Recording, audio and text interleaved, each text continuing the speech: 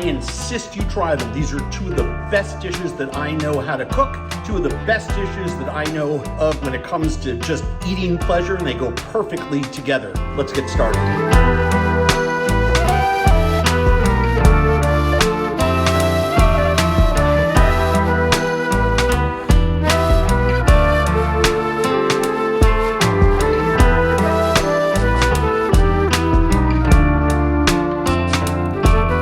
Cold weather food at its finest from Japan.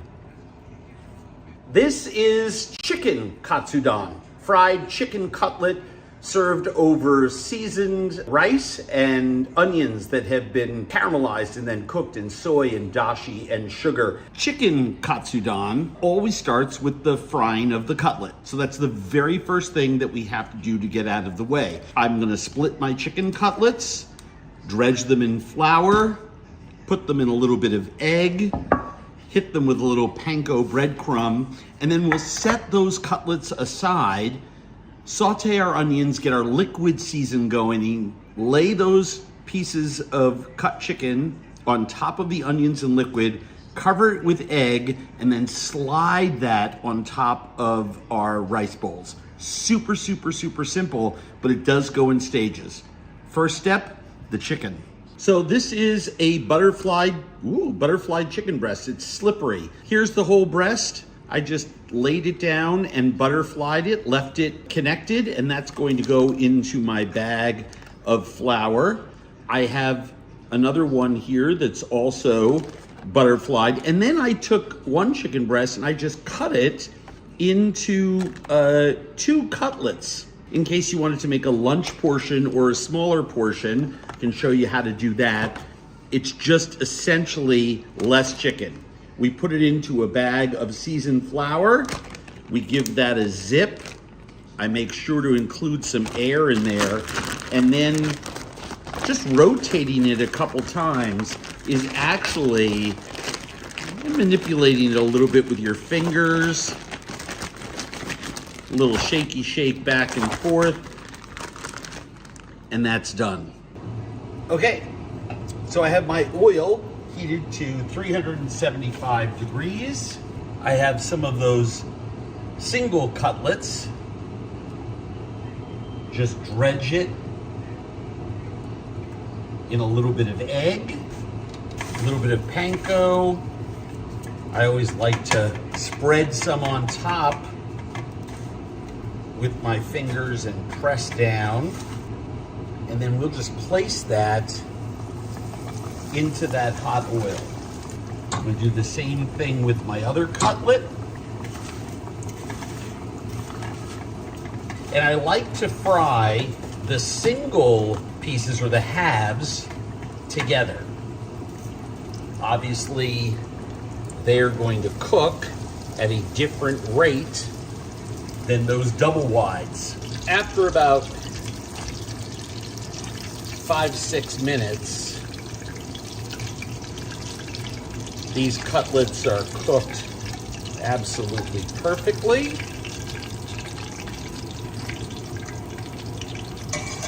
And then all we're going to do, and this is very, very, very important, is season them while they're still hot with salt. If you're making butterflied whole breasts, big or small, make sure that you're holding each piece of the breast, each half, with your 2 hands. That way it won't fall apart or tear. And then all you have to do is place this into the oil and lay it down away from you so that you don't spatter up your arms. You move the oil away from you. That way it's a little bit safer to fry. Our chicken is fried. Now we have to assemble the rest of our mise en place so that we can actually cook this dish and plate it efficiently and quickly, because it's gonna move really, really fast. I have a couple of onions here that I've sliced, 1/5 of an inch, 1/6 of an inch. You just don't want them too thin. You want them to have some body to them. I have some cut green scallion tops that I'm gonna throw on top of my egg when we get there. I have some more green scallions that I've sliced really thinly for garnish. I have 2 eggs, plus a few tablespoons left over from the dredging process. I don't really like to waste. You can't save any excess breadcrumbs because they have egg on them. You can't save the flour because it has raw chicken on it, but the eggs at most only have a residual amount of flour in it, so I'm gonna use those eggs. I have some sugar in a bowl here, and I'm gonna add a little bit of sake to that, rice wine, just like a tablespoon or so. I'm going to add a little bit of mirin. Again, this is sweet cooking rice wine, right? They have to call it rice seasoning because they can't technically call it wine, but it's very, very sweet and syrupy. And I'm going to add a tablespoon plus of that. Some really good soy sauce. This is the place to use a really good cooking soy. And then I have some dashi. Now, dashi is an all-purpose Japanese stock that's made by cooking water, smoked, shaved bonito flakes, katsuoboshi, hanakatsuo, goes by a lot of different names, but it's really, really easy to buy in any Asian market or buy it where I do at thejapanesepantry.com. Kombu, I just cut it into squares when I get a big bag and put them in a Ziploc so it's easy for me. And what I do is and there's the recipe for it as a sub recipe on your page.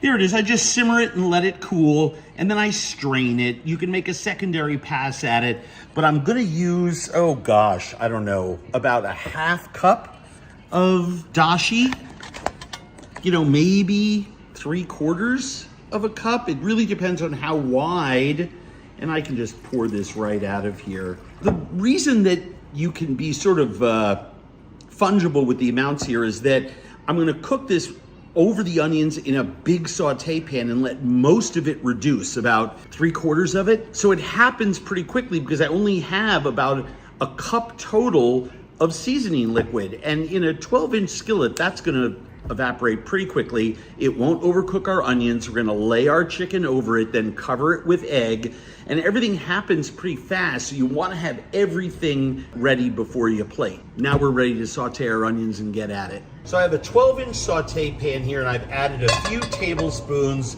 of some of the oil that I fried the chicken in. Waste not, want not.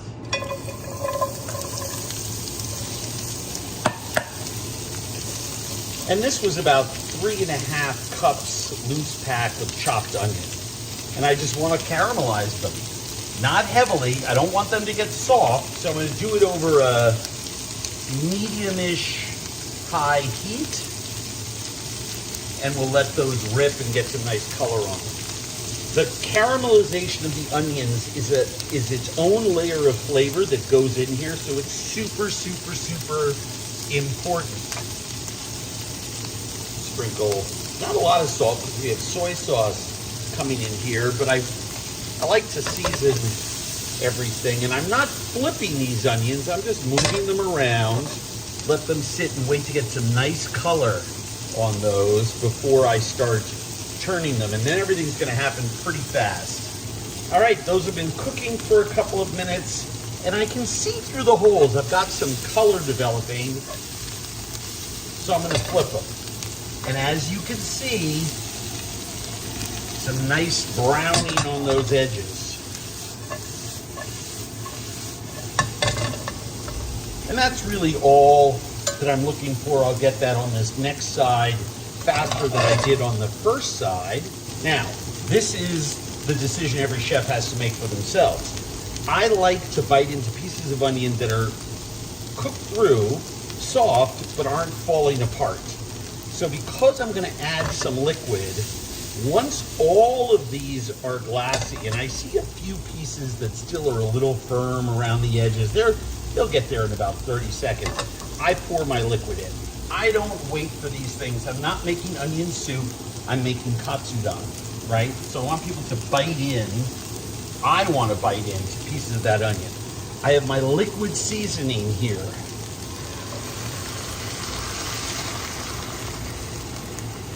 So we just add that in, and that comes to a simmer almost, well, right away. And we cook that down till about 75% evaporation.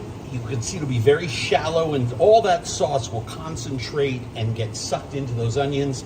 We lay our chicken on, we pour our egg on, and then we can finish the plating. Now I just want to show you, from the total liquid that we put in, we're about halfway evaporated. It's only taken about 4 minutes or so. I don't want to lose all that liquid, right? But we're not quite evaporated enough. It'll be too soupy, runny, brothy, right? So we want some of that sauce to evaporate. We want those flavors to concentrate. And this is the time, right here, where we taste that liquid. It should be sweet, a little bit umami from the dashi. It should have the flavor of onion. It should have that salty edge from the soy sauce. And if it's not in balance, now's your chance to fix it with a teaspoon of soy or just a sprinkle of sugar. Super, super, super easy. You're balancing the onion, the umami from the dashi, which will guarantee you will be there because you're going to use a half cup of it, and the sweetness from the sugar and the saltiness from the soy sauce. And that's just spot on perfect. We've reduced by about 75%. You can sort of see when you tilt the pan how much you have, and it's started to get a little bit of viscosity in that sauce.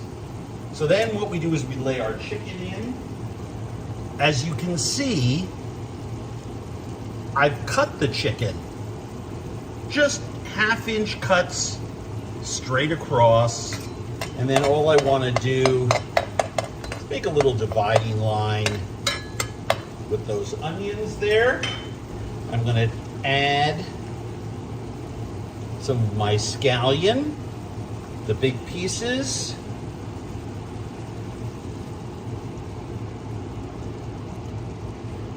And the egg. And I just stripe the chicken with that, and we let that cook. And we season with just a little bit of salt so that everything stays sort of in balance. Now, one of the things that some people wonder about is, do I use the traditional Japanese drop lid method where you cover it and steam the egg from the top and cook it from the bottom? It depends on how much liquid evaporation that you have on your broth. I like to do it without a lid on top, except for the last 15-20 seconds, because I want the liquid, that seasoning mixture of mirin and soy and dashi and sake, to reduce further as the egg cooks. And the steam that I'll use at the end, the last 15 seconds, will just cook the tops there and wilt the scallions.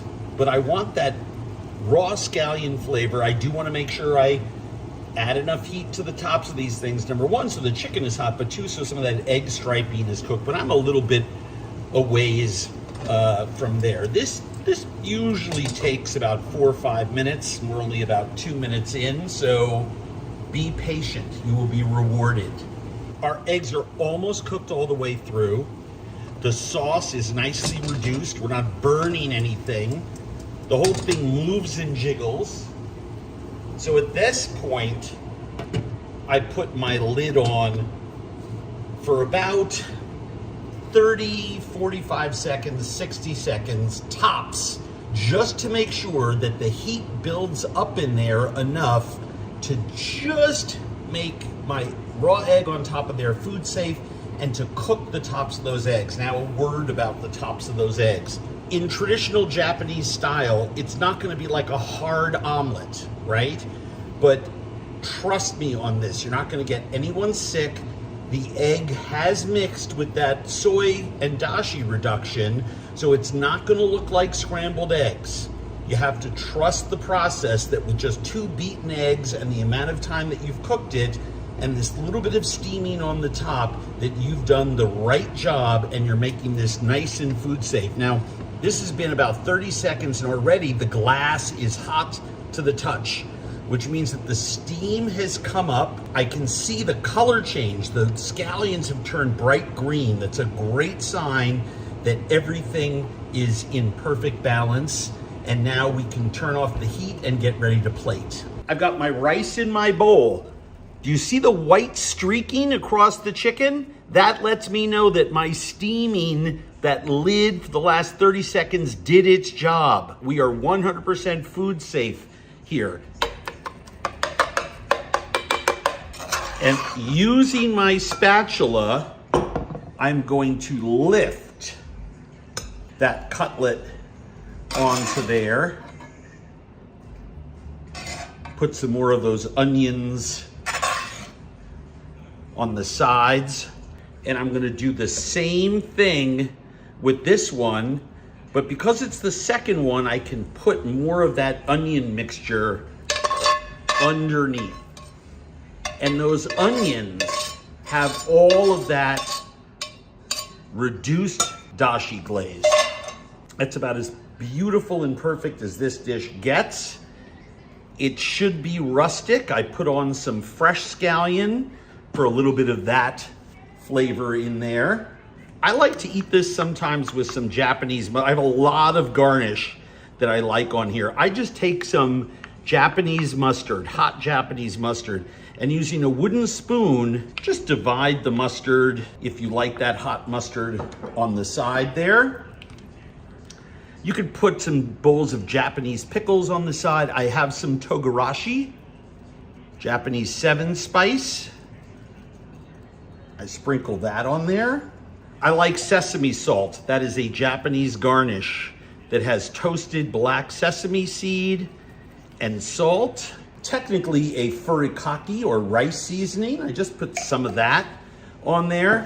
And then this is the big controversy. If you're having tonkatsu, and especially if you're having it with pork, the sauce of choice is this bulldog sauce that is just phenomenal. It's like a cross between steak sauce, Worcestershire, ketchup, all jumbled up together. It's very sweet and savory. Yeah, the dogs love it. They can smell the food. So some people like to sprinkle that over the top. I like to serve it, I don't. I like to serve it on the side and let people squirt some on their own. Beautiful tonkatsu. Look at that. It is one of the classics of Japanese drop lid cuisine. It is easy to prepare. The whole family loves it. It's sweet, it's tender. It's that meal in a bowl over rice that gives you a hug every time that you serve it. And quite frankly, well, the flavor with those onions and the egg and the fried chicken, I don't know. Cold weather food at its finest from Japan.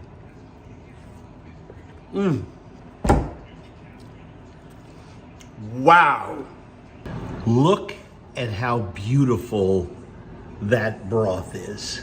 So today I want to show you how to, well, ultimately make my version of hamburger helper. A lot of chicken, a lot of veg, pasta, because it helps extend it, but you know, just the right balance that you have a healthy amount of carb in there, an incredibly luscious sauce, but it all starts with homemade stock, homemade broth, and poaching your own chicken, which seems like a lot of work, but read that essay that was at the top over this video, and I think I will have convinced you that this is what you want to be making for dinner. So this is why I love doing recipes like this for you, because I have my all-time best recipe for stock, chicken stock, already in your hands, right? Now I'm going to show you how to take stock and turn it into really rich broth that has even more collagen with it. One pot dish, one pot, but it does start with 6 cups of this magical chicken stock, and we're gonna poach a whole chicken in it for about somewhere around 90 minutes. Now, the beautiful part of this is that kind of like the other day when we did the pantry pasta, this is a refrigerator freezer pasta. I'm just grabbing vegetables and things that I have in my refrigerator. I usually always have a chicken, and I've got my stock on hand. So Super easy. Let's get to it. 6 cups of that beautiful golden chicken stock. Turn your heat on to low. Here is a beautiful chicken. It weighs about 2 3/4 pounds. It is whole. It is a nice, fresh, organic chicken. And I am lowering it into those 6 cups. The thighs, which take the longest to cook, are in the bottom, submerged. And what's crowning outside of the pot is the breast meat. We are gonna bring this to a simmer very, very, very slowly. To the pot, I'm going to add a half an onion, the end of a head of celery, and a large carrot that I've cut up. So we're just gonna stick that in there. I have a cover that we're gonna work later on once this comes to a nice, steady, very low simmer. Okay, starting to simmer.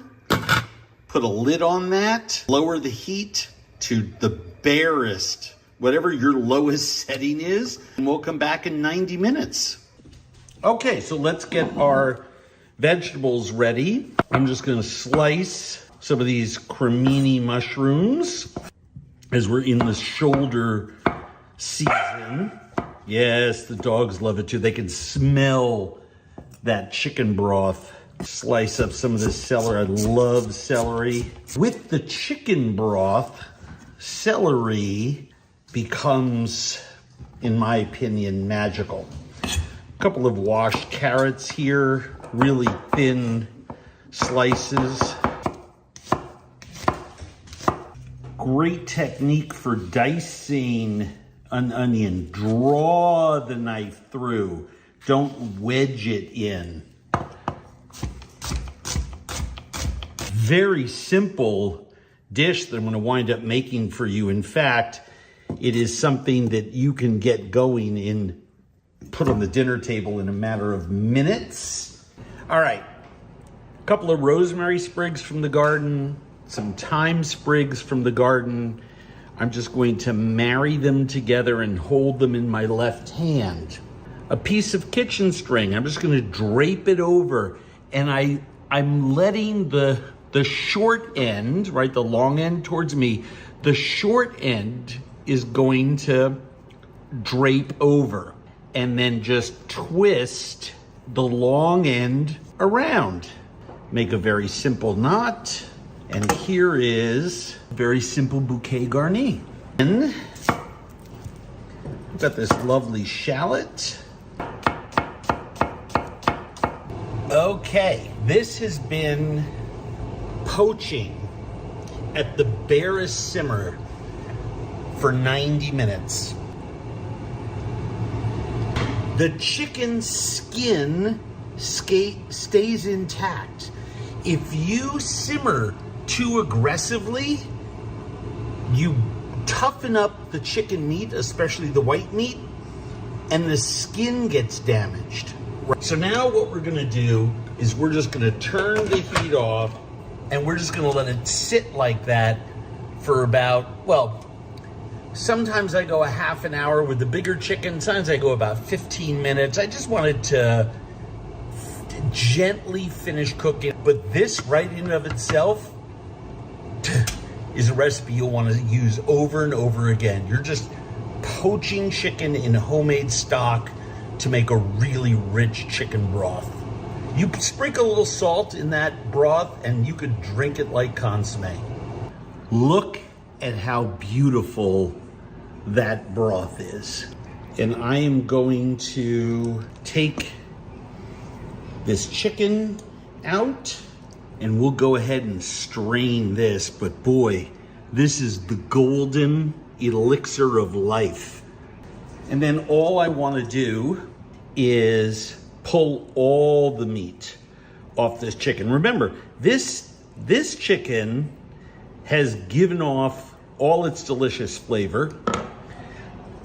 But remember, probably most importantly, it has not been cooking for days. There are people who will save these bones.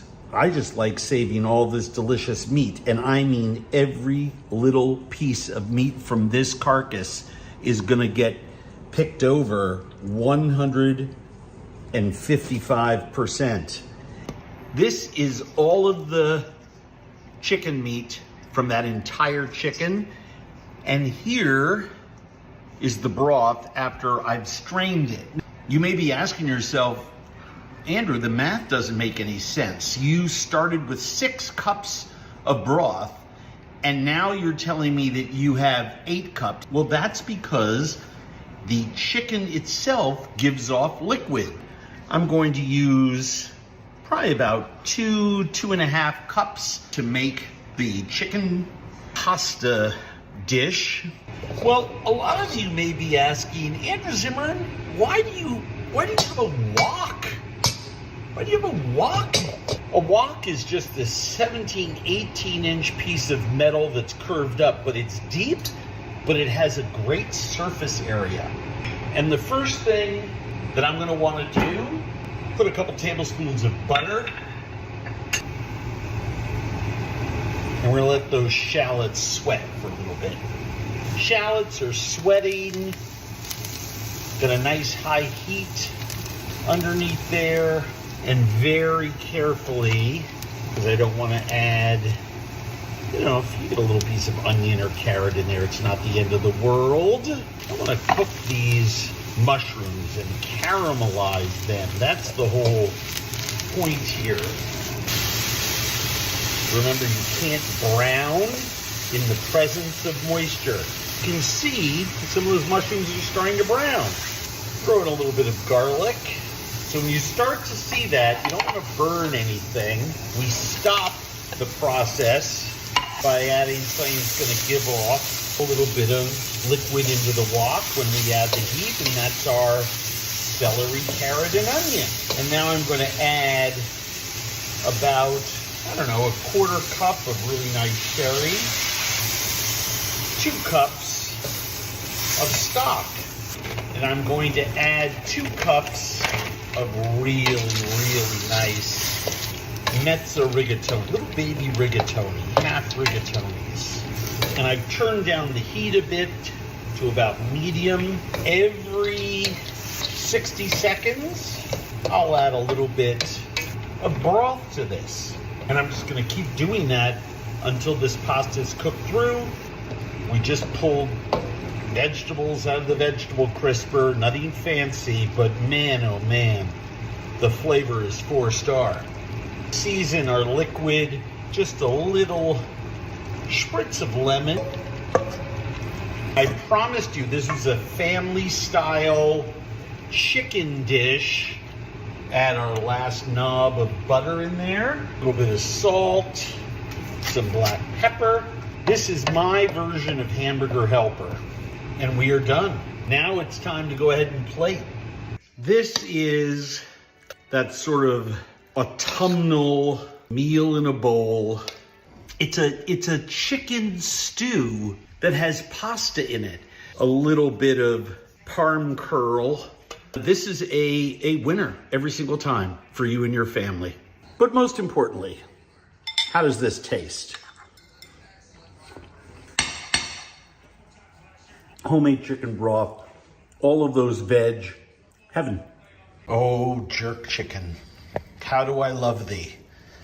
Jerk chicken, you're not gonna be able to get pimento wood here in the United States, and if you do, who knows the quality or where it's from. It's super, super, super expensive. But other than that, this is about as authentic as it gets. And I like to serve mine with little Haitian pickles.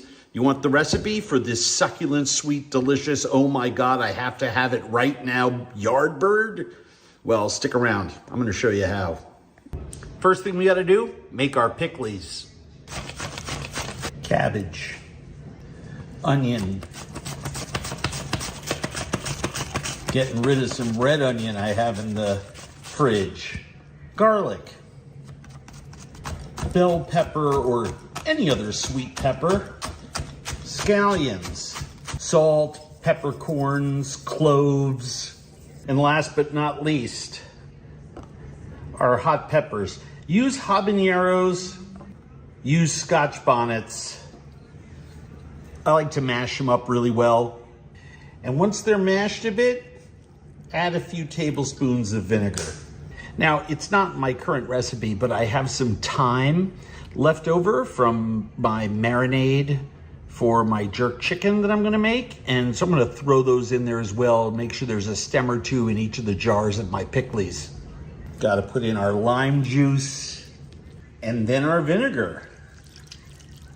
I don't use gloves often when I'm cooking, but when I'm making anything that has habaneros, Scotch bonnets, those kind of chilies in them, and I want to make sure to mix them well, you bet your bippy I am wearing gloves. Shredded carrots. Can't believe I almost forgot those. My favorite part. I love crunchy sweet carrots in here. All right, pickles are going in the fridge, which means it's time to make the marinade for our jerk chicken. Super easy. First thing that goes in, a bunch of scallions. 1 habanero or Scotch bonnet, cut in half. Now I like to put in a nice small handful of chopped thyme. I have a couple of chickens, so I'm actually gonna throw a couple other habaneros in there. Garlic, onion, about a golf ball's worth of chopped fresh ginger, the juice of 2 limes, 2 tablespoons of soy sauce, 2 tablespoons of brown sugar, allspice, cinnamon, nutmeg, salt, pepper, a nice glug of neutral oil. Now, some people like to put a few tablespoons of rum in theirs. I'm a bigger fan of putting a few tablespoons of molasses. And this makes enough to marinate about 2 or 3 chickens. So there's our chicken. So you can remove the dark quarters. Those are the leg and thigh pieces joined together, and cut down here, cut across there, and make traditional American 8-piece.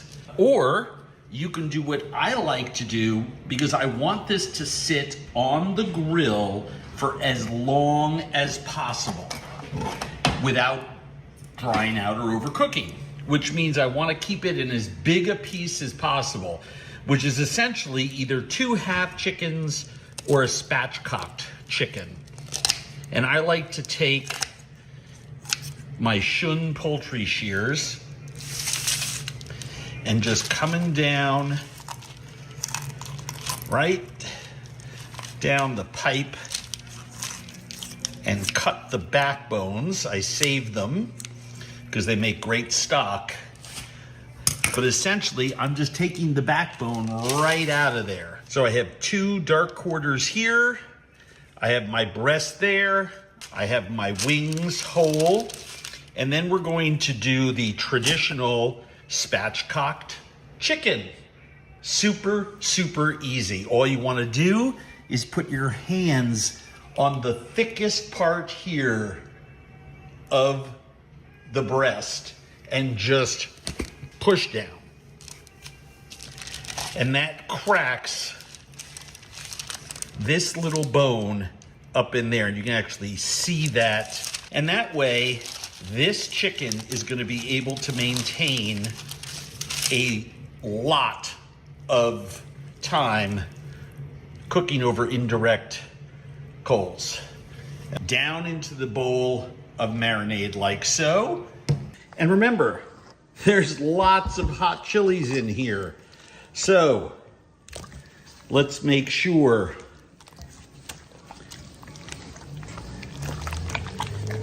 that we do a really nice job of protecting our hands.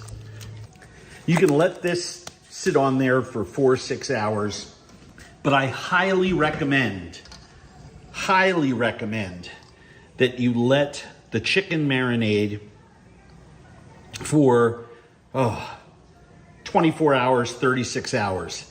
That's where the magic really happens. So I'm gonna seal this up with some plastic wrap.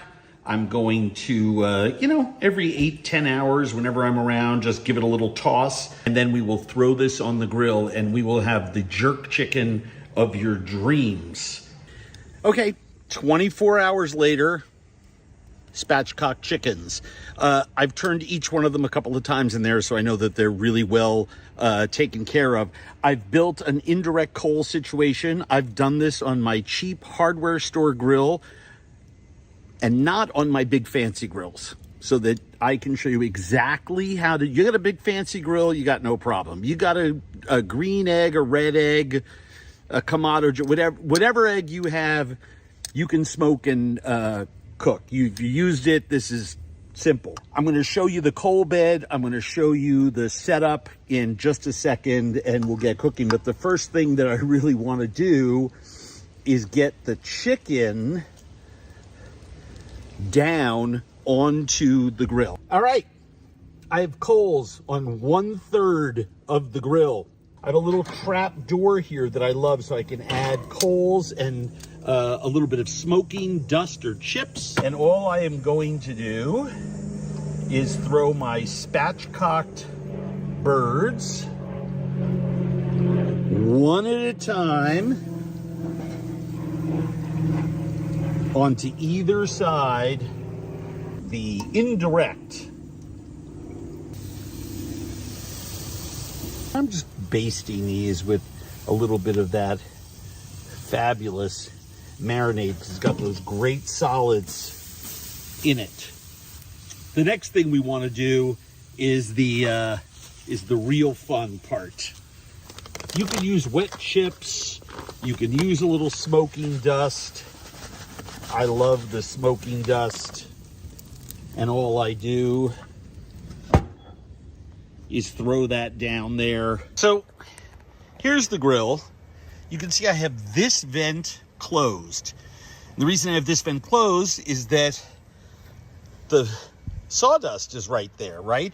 So I want the sawdust, that smoke, to carry across, up and out, across where the chicken is, which is on this side, and up and out. I have, my temperature is at 375, right? So I know that I'm going to want this on there for about at least an hour and a half. And I'll probably add some coals to that end in about half an hour when I switch my chicken sides around, but we'll see. I'll have my instant thermometer at the ready. When I flip them, I've got a little bit more marinade to baste with. Never baste during the last 20 minutes of cooking, right? There's raw chicken juice in there. But if I baste before that, it has a chance to heat up to over 160 degrees and kill any salmonella or other bacteria. But we just want to keep an eye on that temperature. We want it to stay above 350. As long as we're there, then we are cooking and smoking at the same time. This is after 35 minutes, but you can see that we're starting to take on that brown patina of smoke. You can see that we have ash from our sawdust. I'm going to add some coals here. All right, it's been about an hour and 15 minutes. I did have that little bit of charcoal addition, and it's been averaging about 375 degrees in there. These have not been flipped. Look at that mahogany, smoky bark that's on there. It's just fantastic. What I want to do right now, I use my thermometer. We're at about 150 degrees on the dark meat, and we are about 140-ish degrees on the white meat in the center, which means we are very, very close. I want this to be about 155. I want the dark quarters to be about just over 160. That would essentially make them perfect. I have this nice bed of coals right here. So all I want to do is very carefully is just flip this on to the skin side. I'm gonna let those sort of char up on the skin side for a couple of minutes. And that, my friends, is exactly what the doctor ordered. And now we're just gonna close the lid again and let that cook for about 10 more minutes and we're done. 5 more minutes. How perfect is that? Smoky, spicy, insanely moist, sweet, succulent bird. My favorite compliment, Haitian pickles. And most importantly, how does this and the pickles taste?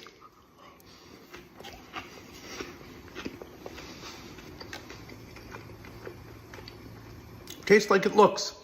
Perfect. You want to make Utica Chicken Riggies and Utica Greens, two classics of the Italian-American culinary canon, hailing from a tiny little corner of upstate New York, the Utica Rome area. I insist you try them. These are two of the best dishes that I know how to cook, two of the best dishes that I know of when it comes to just eating pleasure, and they go perfectly together. Let's get started. So these two classic dishes from that tiny little corner of upstate New York, Utica, are super, super easy to make. The key here, of course, to both of them is to embrace the hot pickled cherry pepper. A lot of people use other types of pickled peppers. I have these gorgeous little pickled Calabrian chilies. I have pepperoncino, and I have cut up cherry peppers that I'm using for them, kind of like a mix, but you want to have that flavor of that pickling liquid that comes with those hot cherry peppers. The ones from the supermarket are fine. I encourage you to use the hot ones. They're not that hot, and you're only using a couple for many, many, many portions. And I also use the liquid that comes in those peppers. So anyway, let's get started and get our Utica greens going first, which to me are, you know, one of the truly great regional Italian-American dishes that have come out of any part of the United States, full stop. And probably it's because of that finishing under the broiler with the breadcrumbs and the cheese. But I have a big head, about, I don't know, 6-8 cups here, loose pack of beautiful escarole. You can use a mixture of greens, but traditionally this is always made with beautiful escarole. I've washed it and I've dried it, and then we're ready to begin cooking as long as we have all of our other ingredients prepped. All of my different cherry peppers, my onions and garlic, some julienne prosciutto, my cheese and breadcrumbs and parsley I'll deal with later, but let's get going at the stove with our olive oil and get those greens cooking. First thing we want to do over medium heat in a large saute pan is put in a few glugs of olive oil. 3-4 tablespoons should do it.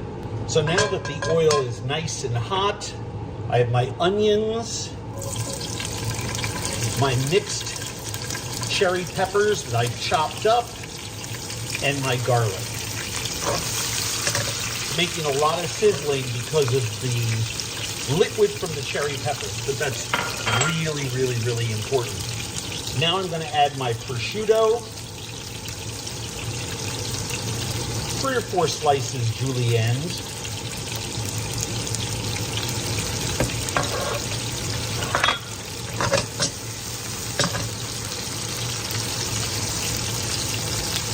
break up that piece of onion in there.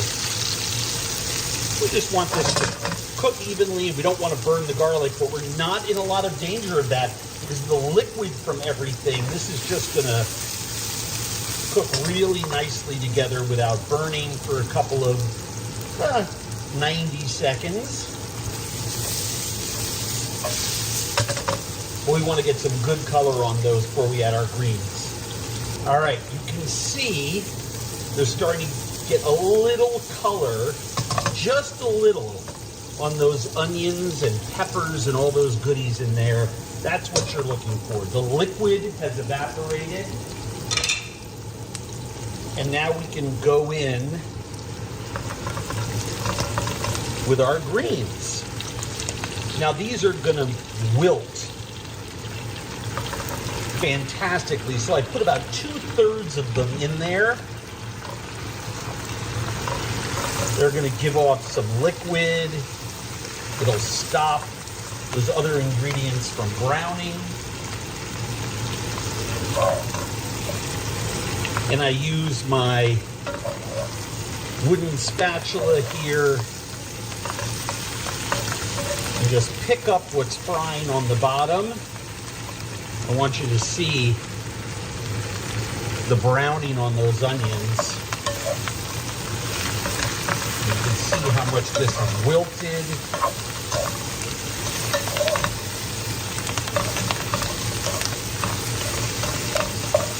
Push those to the side.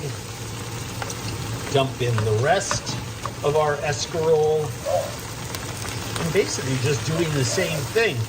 You know, the temperature of the escarole on the top is cool. So I can use my other hand here to sort of help turn everything. And once this is wilted completely, we want to cook it for a couple of minutes. Then we'll top it with our breadcrumb and cheese mixture and get it under the broiler.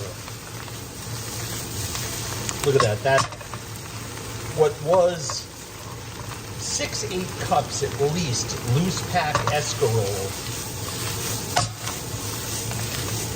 is now shrunken considerably. I'm just making sure that all the onions and the prosciutto and the garlic and those pickled cherry peppers and Calabrian chilies are evenly distributed in there. And while this looks completely cooked through, if it was, say, spinach or some other green chard or something, you really want to make sure your escarole cooks all the way through. We just want another 45-60 seconds on there before we put our cheese and our breadcrumbs on it and get it under the broiler. All right, I've got my pecorino romano there. I'm gonna add an equal amount of breadcrumbs, and I'm just gonna toss those so that the breadcrumbs and the cheese are just evenly distributed in there. And then I'm just gonna sprinkle this across the top.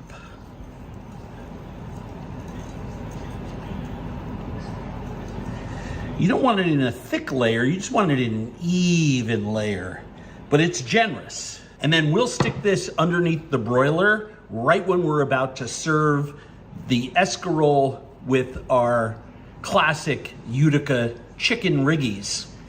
Chicken Riggies or Utica Riggies is a creamy, spicy, Italian-American pasta dish. Has to be made with rigatoni, has to have the pickled cherry peppers, hot pickled cherry peppers in there.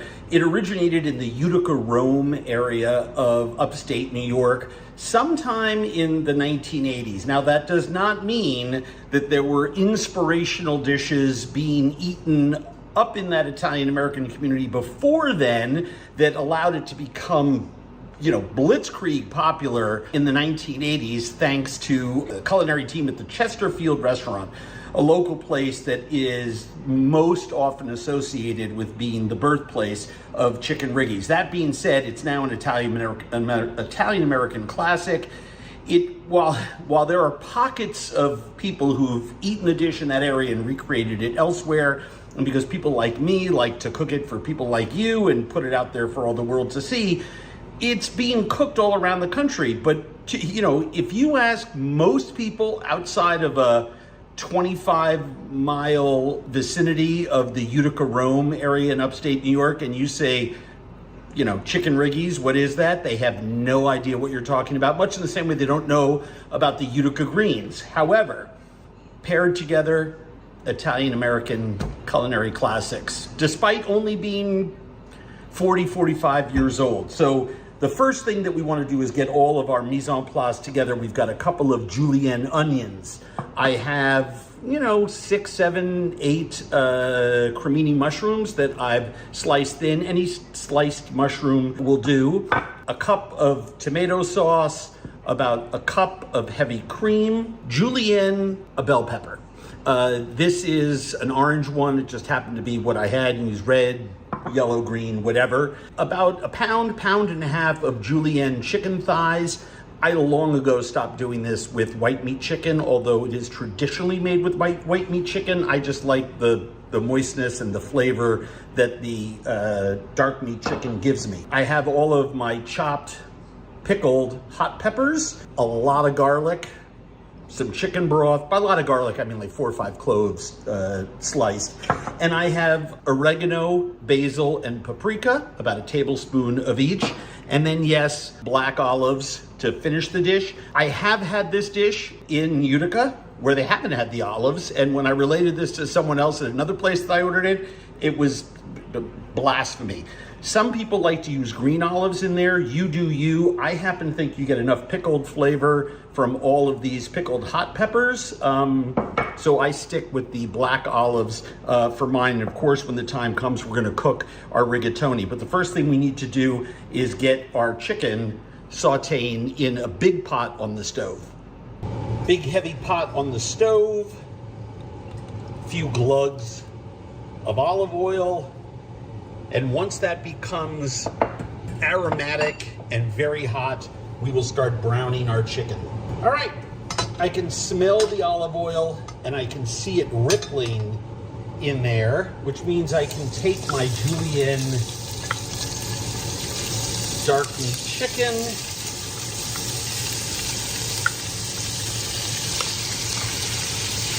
spread that around.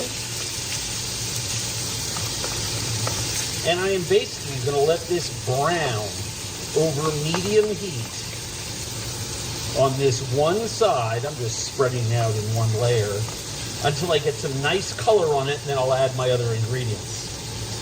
So, slowly cooking it all on one side, my patience is rewarded by some really nice, even cooking without burning.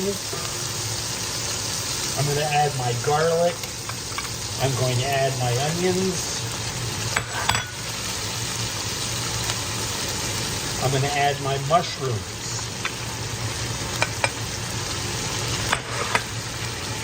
I'm going to add some salt.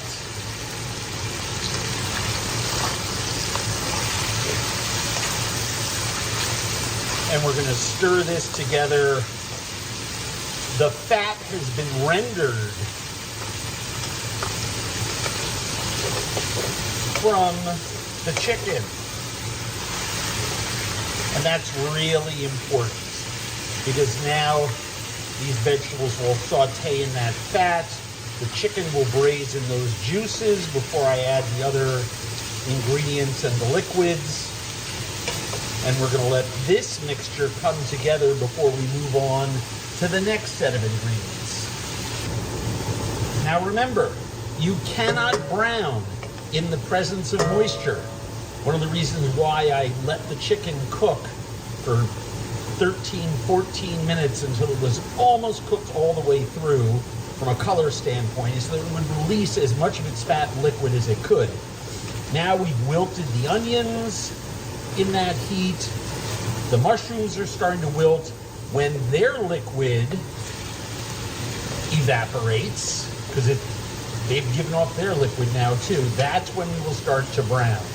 And we're going to wait for that to happen until we add the next suite of ingredients. All right. Well, you can see here exactly what I mean. That moisture is gone. There's a brown fond at the bottom of the pan. You can see that there's color on those mushrooms. The onions and the chicken, they're starting to caramelize.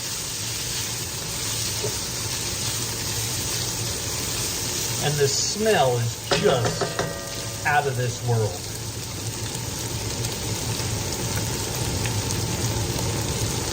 A beautiful brown color on those mushrooms, onions, chicken.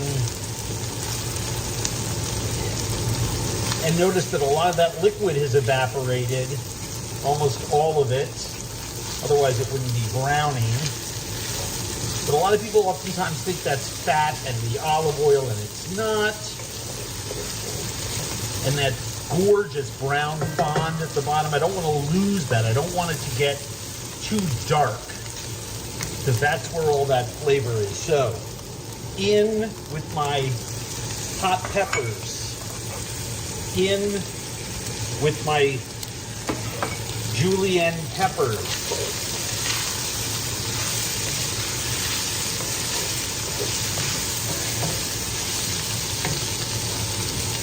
In with my dried basil, oregano, and paprika.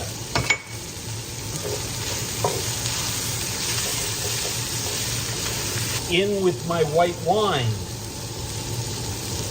About a cup.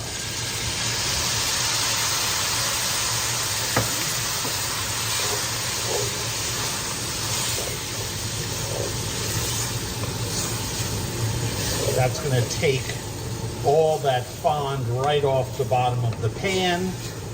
And I like to add that pretty quickly, as you saw, so that, you know, that one stir and 30 seconds of cooking brings out all the flavors and the dry spices. I don't want to burn them or scorch them and have them taste bitter. And you can see that white wine is almost entirely evaporated because I have a big, giant surface at the bottom here.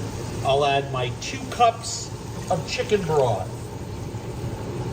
I'm going to add my cup of tomato sauce.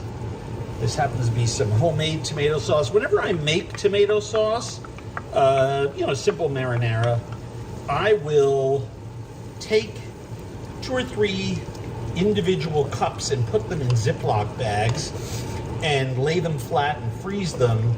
They defrost in 15 minutes on the counter that way, but oftentimes a recipe will call for a cup of tomato puree or tomato sauce, and I'd rather use my homemade stuff than stuff from a jar, but stuff from a jar is fine for a recipe like this if that's what you have. And we're going to let that reduce by about half. It takes about 20 minutes at a nice strong simmer. So when this comes to a boil, I'll lower it to maintain a simmer, cook it for 20 minutes, and then we'll go on to the next suite of ingredients. We're almost ready to eat.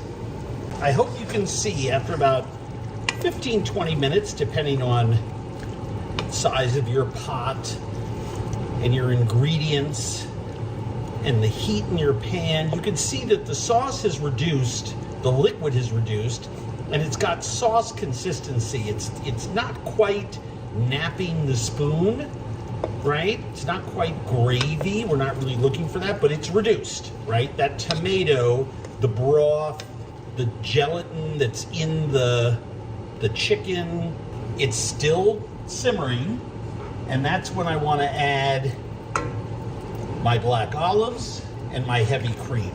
I'm going to give this a stir. This is only going to cook for about 5 more minutes to thicken that cream, and then we'll put the cooked pasta into this sauce to let that cook.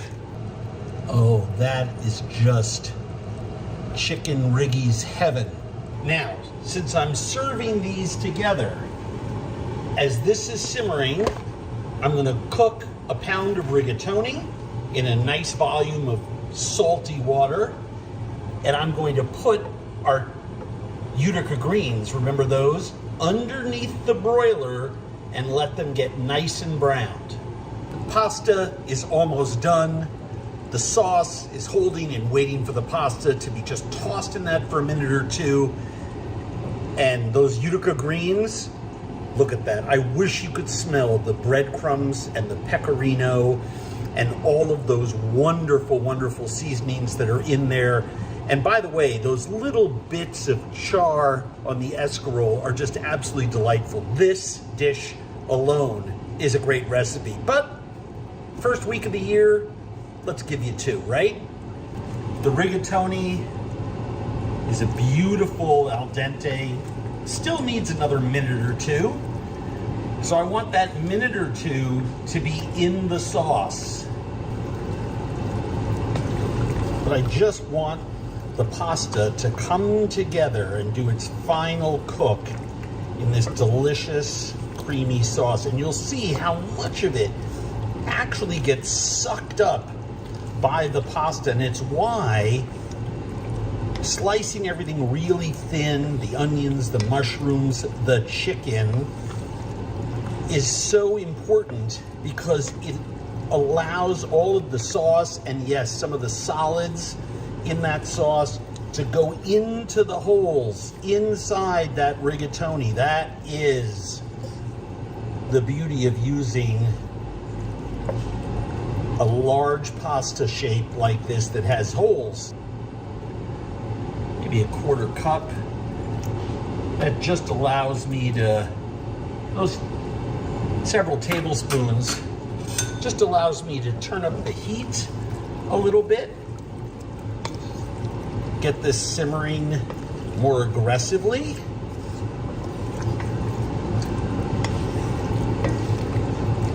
This is going to be absolutely perfect. That is Utica Italian American heaven. Put some parsley in here, and I have a mixture of Parm and Pecorino Romano. Just to go in the pot, I'll put more on the table. And the nice thing about these two dishes is that you can literally serve them from stovetop to table in beautiful pots and pans like these. Oh, this, my friends, is some seriously good food. Let's get some of this delicious pasta in the bowl and some of these Utica greens. Be sure to serve it with those breadcrumbs on top. Oh, I can smell the prosciutto. How's that for a yummy dinner? Delicious, right? Get lots of vegetable, actually. Chicken, you know, yes, there's pasta in there, but this is a delicious wintertime meal. But of course, we always want to know how it tastes.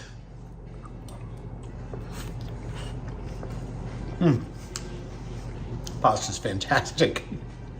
You know, you hear chefs all the time talking about making sure there's acidity in a dish to balance out rich things like olive oil and cream and, yeah, even chicken thighs. And that dish exemplifies it. That liquid from those hot cherry peppers, absolutely, absolutely nail it from an acidity standpoint. And those Utica greens,